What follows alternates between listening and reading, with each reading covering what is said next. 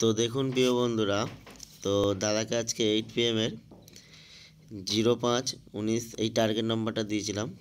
তো দাদা 450 ঘর উইনিং করেছে।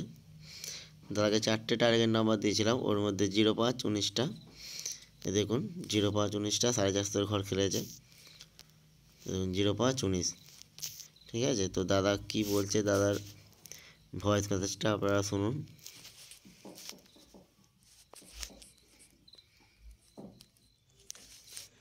আজকের নাইটে পলাশদা আজকের আমাকে নাম্বার দিয়েছে 50 সেন্ট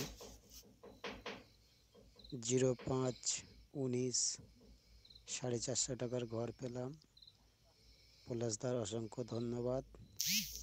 পলাশদা তুমি ভালো থেকো। আমি জয়নগর থেকে বলছি। তো দাদা কি বললো, দাদা কথা তো আপনারা শুনলেন। তো আপনাদেরকে রেজাল্টটাও দেখিয়ে দিচ্ছি, দেখে নিন রেজাল্টটা। এই দেখুন 05-19 05-19, ঠিক আছে। 450 ঘর খেললো। আপনারা যদি এরকম টার্গেট নাম্বার নিতে চান, এই ভিডিওর স্ক্রিনে দেখবেন আমার হোয়াটসঅ্যাপ নাম্বার দেওয়া থাকবে, লাস্টে 48, ওই নাম্বার থেকে আমি টার্গেট নাম্বার দিই, ঠিক আছে। ওখান থেকে আমার সঙ্গে যোগাযোগ করতে পারেন আপনারা।